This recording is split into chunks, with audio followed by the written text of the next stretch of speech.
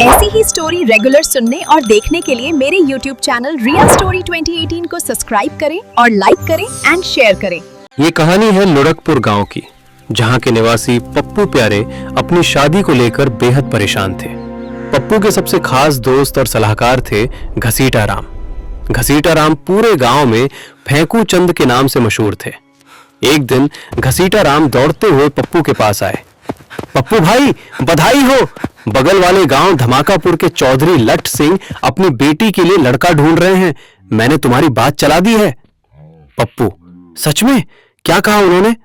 घसीटा, चौधरी साहब को मॉडर्न लड़के पसंद है। तुम्हें कल देखने जाना है, लेकिन बिल्कुल टिप टॉप बनकर। पप्पू, पर मेरे पास तो सिर्फ कुर्ता पजामा है। घसीटा, चिंता मत कर, मेरे मामा की शादी का कोट पड़ा है, वो पहन लेना। अगले दिन पप्पू ने घसीटा के मामा का कोट पहना। कोट इतना बड़ा था कि पप्पू के हाथ आस्तीन के अंदर ही गायब हो गए थे। ऐसा लग रहा था मानो किसी ने हैंगर पर कोट टांग कर नीचे पप्पू को खड़ा कर दिया हो।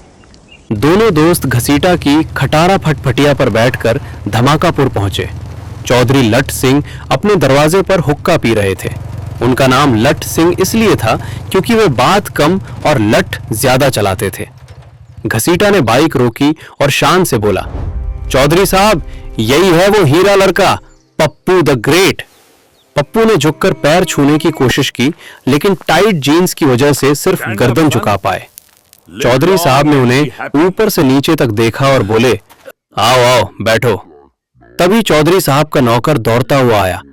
मालिक, काली बहुत परेशान कर रही है, खाना नहीं खा रही। चौधरी साहब की एक बहुत लाडली भैंस थी जिसका नाम काली था, लेकिन पप्पू और घसीटा को लगा कि काली चौधरी साहब की बेटी का नाम है। चौधरी साहब, देखो बेटा, मैं सीधी बात करता हूं, हमारी काली थोड़ी जिद्दी है। पप्पू, जी अंकल, आजकल की लड़कियां थोड़ी नटखट तो होती ही हैं। चौधरी साहब, नटखट? अरे पूछो मत, दिन भर कीचड़ में लेटी रहती है, जब तक नहलाओ नहीं मानती ही नहीं। पप्पू ने राहत की सांस ली और अंग्रेजी झाड़ने की कोशिश की। Uncle, no problem, I like dirty girls, I mean nature lover girls. Chaudhary साहब, अरे वाह, तुम्हें परवाह नहीं कि वो काली कलूटी है? पप्पू, जी नहीं uncle, beauty is in the heart, दिल साफ होना चाहिए, रंग में क्या रखा है। चौधरी साहब, बहुत बढ़िया। वैसे एक दिक्कत और है, वो खाना बहुत खाती है। एक बार में 10 किलो तो सिर्फ भूसा चारा चबा जाती है। पप्पू की आंखें फटी की फटी रह गईं।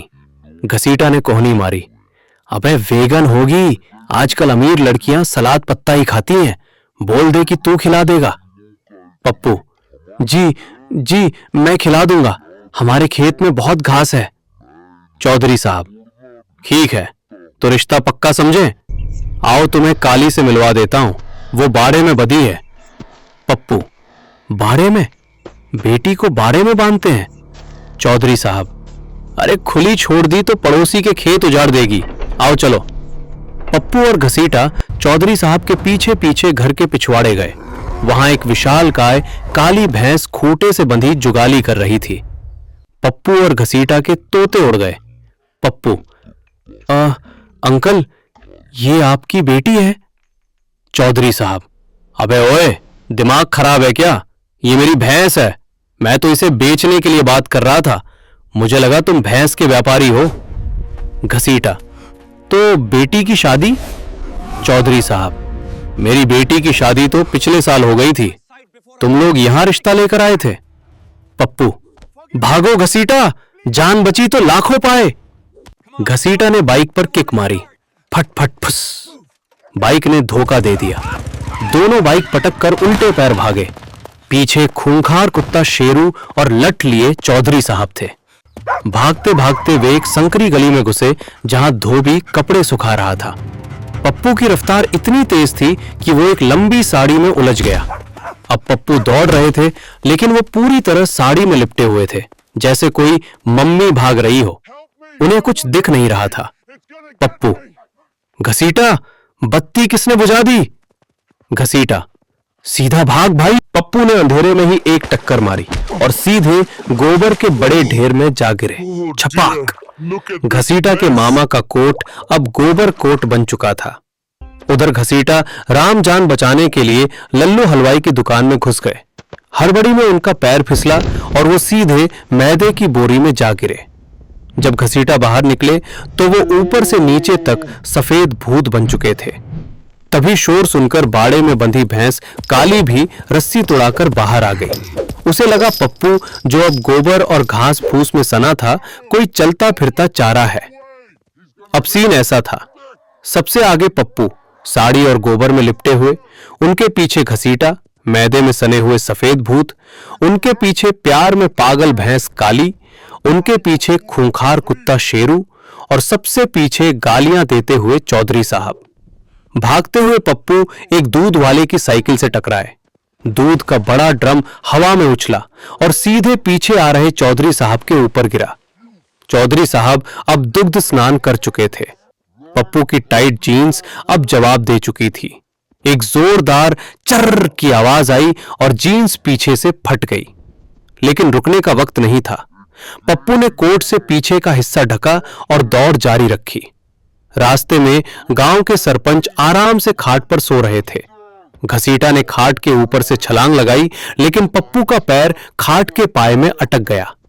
पप्पू खाट समेत घिसटते हुए आगे बढ़े। सरपंच साहब, जो नींद में थे, खाट पर ही बैठे बैठे सरच पर सर्फिंग करने लगे। अरे, भूकंप आ गया क्या? मेरा घर क्यों भाग रहा है? पप्पू ने जैसे तैसे पैर छुड़ाया और सरपंच को वहीं सड़क के बीच में पार्क करके आगे भागे।